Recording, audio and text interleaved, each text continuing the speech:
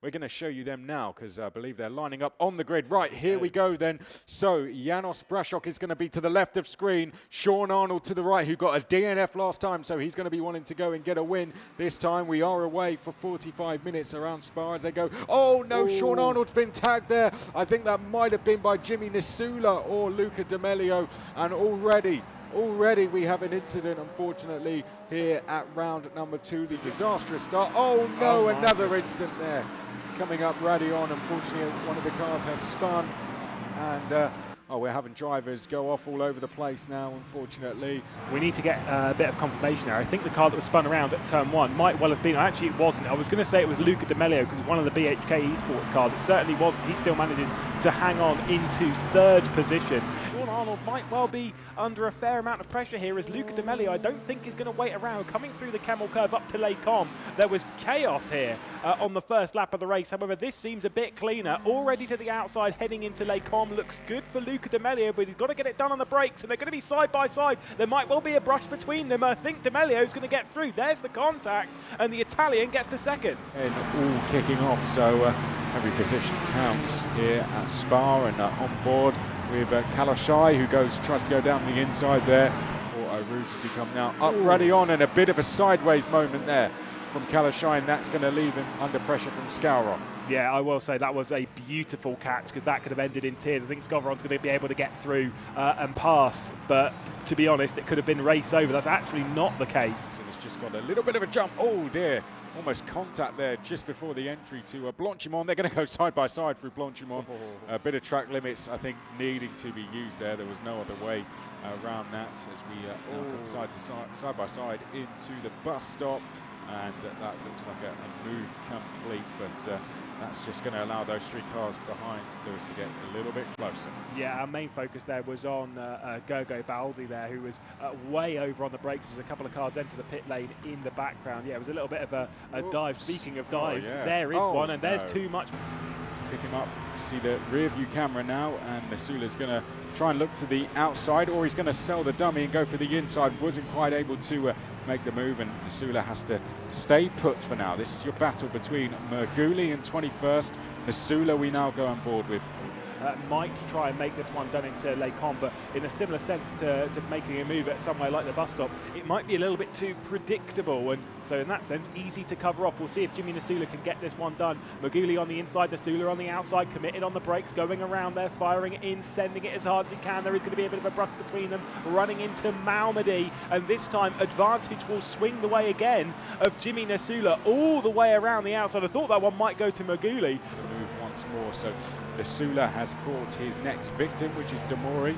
I'd say this is going to be very similar to the move we saw last time if Demori is going to make it difficult for him, and Nisula should just be an easy pass here because Demori has no toe ahead of him, so he's a bit of a sitting duck here, and Nisula is going to pull left and should be ahead by the time they get towards Les Combes, and that's another place made, and he needs to keep going at this pace, isn't he? You know, that took 4 minutes. If he does make the move, no, he's going to have to go all the way around the outside. Nisula being brave, and Nisula is rewarded with 19th place on the exit. So again, almost a carbon copy of the move we saw last time.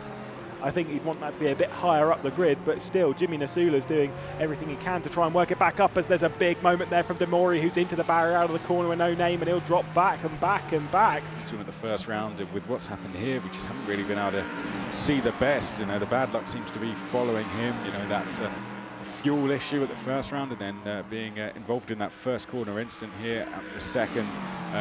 Really tough time for him out there, but battles going on down the Kemmel Straight. We are watching. This is Hemmingsen trying to get past Hoogveld, and Hemmingsen's going to try and go all the way around the outside here. Oh, it's Kalashai, sorry, yeah. And that's contact there with what will be Maki Yupi, and Maki Yupi's going to fall down the order, and Kalashai is going to continue. What did you make of that one? He knows how to time himself well. Whoa, have some of that. Look at that. Just elbows out, to say the least here. That's Le Mans Virtual Cup racing for you. They are getting their elbows out. This is Hemmingsen, and Hookfeld, who are making their way up. It is, we're on board with Hookfeld. Hemmingson having just got by with that move at the source where he got his elbows out, but Hookfeld, who we're on board with, is going to try it down the outside. It's Hookfeld to the right of your screen, and then to the left of your screen, that is now Hemmingson as they now turn their way through Les Combes, and just about, they're going to still go side by side. Hemmingson just about holding on. Hookfeld there trying to use all the track and more, and in the end has to back out of it. So a change for fifth. I think we really need to keep our eye on the hands here. Watch the steering wheel as we run into La Source. Heavy on the brakes here, and just watch how many times he corrects it. Really throws in the wheel and then fires it out of the corner. Looking very, very smooth here is Jonas Bracsok. That was really, really nice stuff. Now, is this Andre behind that's caught up with Hemmingson? It is. So Hemmingson was once the man, has now got himself up into fourth, but Andre is trying to fight back. So we've had a change for fourth. Darius Andre now trying to get through as they go into Les Combes. He's going to sell the dummy. Hemmingson giving just about enough room under braking, but Hemmingson holds on, and the charge through the field continues for Hemmingson.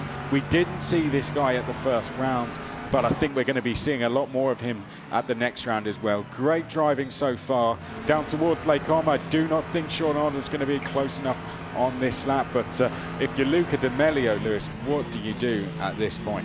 I think you understand who you're fighting with here. Jonas Bracsok, P7 in round one. You can run wide very, very easily. Battle for 10th place on your screen. Demian Skovron with Zitiello and Maki Yupi just on the rear end of this. A little bit bad there running through the chicane, and that is exactly why Zitiello is going to lose the position here. A little bit of contact running into La Source. He's got the inside run though, and maybe this one might work out. Yeah, Zitiello there just trying to defend as best as possible, but Maki Yupi goes through, and Zitiello got a little bit sideways on the exit. 45-minute race.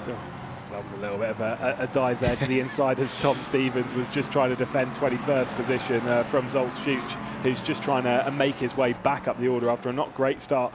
Speaking of the Nordschleife, obviously we'll go a bit more into it. Down the Kemmel Straight here, fights going on all the way through the field. We really hope you've enjoyed the action so far. I think this is Maki Yupi trying to make another place here on now on Scouron. Maki Yupi's recovery continues. Juha Maki Yupi has been impressive since that spin he had coming through Les Combes. Not his fault either as well, just an innocent victim, in my opinion. He is going to come out of the bus stop chicane, and Jonas Bracsok is going to win round 2 of the Le Mans Virtual Cup here at Spa. Luca D'Amelio retains the championship lead in second, and Sean Arnold back where he belongs. A DNF at round 1.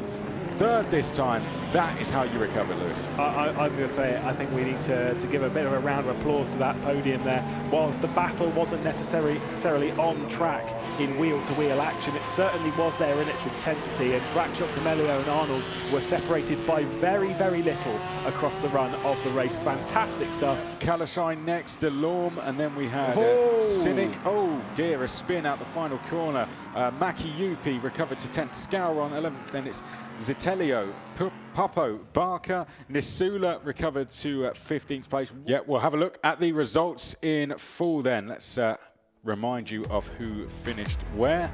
So, Jonas Bracsok winning the race from Sean Arnold from Luca D'Amelio in second, Sean Arnold in third, then Hemmingson, Andre, Hookfeld, Kalashai, Delorme, Sink. We had Maki Yupi. Well, that will be on the 12th of November. You can qualify for that. Wherever you qualify, you will race on the 12th of November. Head on to R Factor 2 and qualify to get yourself in the round 3 of the Le Mans Virtual Cup.